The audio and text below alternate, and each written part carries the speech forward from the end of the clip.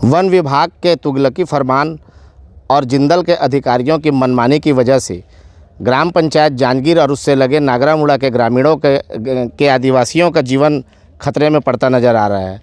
नागरामुड़ा के ठीक बगल में तकरीबन 100 एकड़ जंगल में, जिसमें तकरीबन 50,000 पेड़ लगे हुए हैं, उसे जिंदल के जो अधिकारी है ग्राम पंचायत की फर्जी एनओसी के जरिए काट रहे हैं और इसी वजह से यहाँ के ग्रामीण जो हैं बीते 2 माह से धरने पर बैठे हुए हैं। भारत माता की जय। जिंदल कंपनी पेड़ काटना बंद करो, बंद करो, बंद करो। जिंदल कंपनी जंगल काटना बंद करो, बंद करो, बंद करो।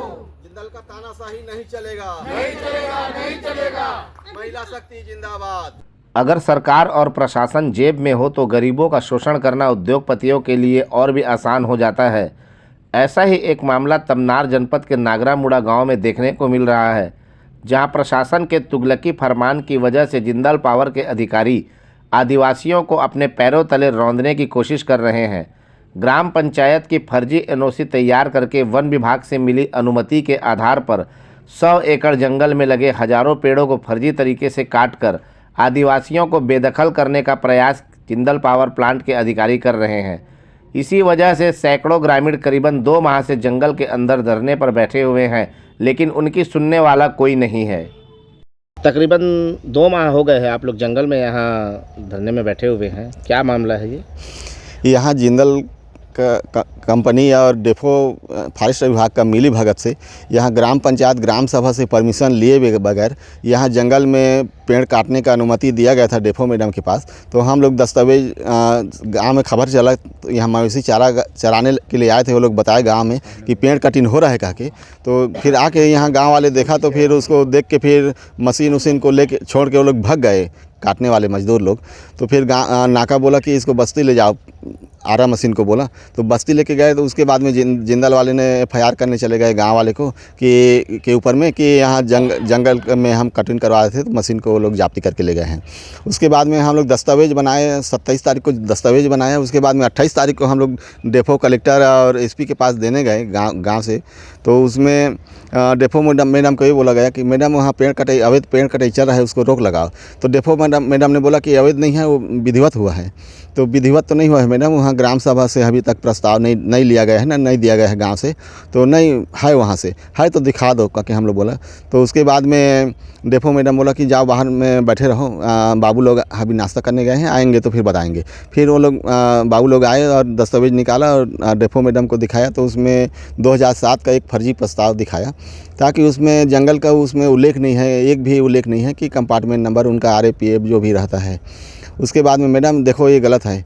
उसके बाद में मैडम को बोले हम लोग कि मैडम वहाँ रोक लगाओ। तो बोला कि जाओ तहसीलदार के पास जाओ, SDM के पास जाओ, वो लोग रोक लगाएंगे और मैं ही आदेश किया हूँ, मैं ही कैसे रोक लगाऊँ। उसके बाद में हम लोग उस दिन तो नहीं आ पाए। दूसरा दिन फिर गए हम लोग, 29 तारीख को गए तहसीलदार के पास में। तहसीलदार साहब को बोला कि सर वहाँ अवैध कटिंग हो रहा है, उसमें रोक लगाओ। तहसीलदार ने एक लाइन में बोल दिया कि पेड़ काटने का परमिशन SDM देता है, SDM के पास जाओ। SDM के पास हम लोग गए तो SDM साहब ने बोला कि वन विभाग का है, वन विभाग का सर्विस सर्वर डेफो मैडम है, उन्हीं के पास जाओ। इस प्रकार से गांव वाले को गोल गोल वहाँ से घुमा दिया गया। उसके बाद में हम लोग का कोई नहीं सुना, तो फिर गांव वाले ने हाई कोर्ट में केस दायर कर दिए, फिर किए हैं। और उसमें अभी PC चल रहा है।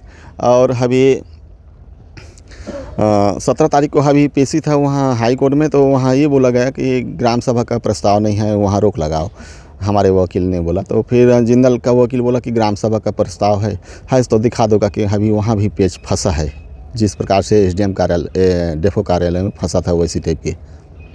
तो हाई कोर्ट में मामला जाने के बाद से क्या अभी पेड़ कटाई हो रहा है?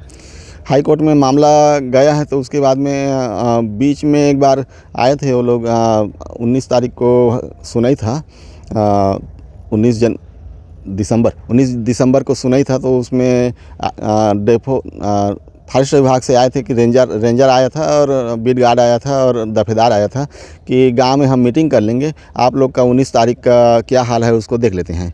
उसके बाद में वो लोग 20 तारीख को अचानक फिर पुलिस फोर्स लेके आ गए पेड़ काटने के लिए।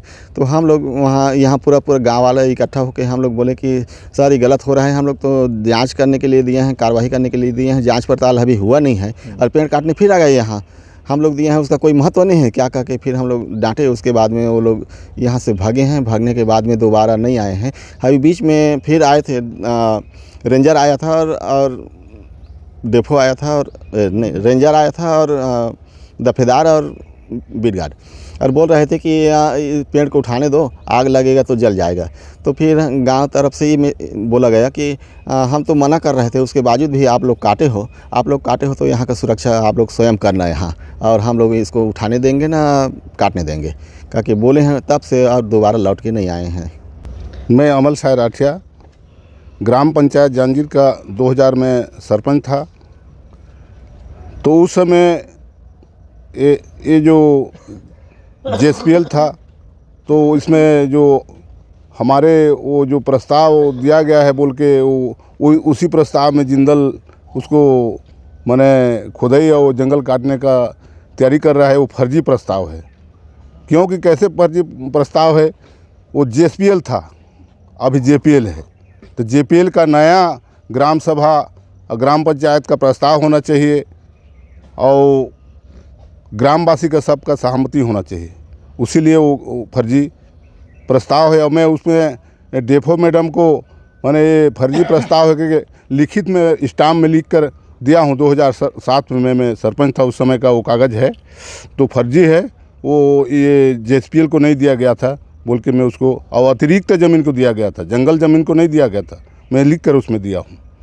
तो ये जो जिंदल माने यहाँ का नागरा मुड़ा का आदमी का माने परेशान कर रहा है।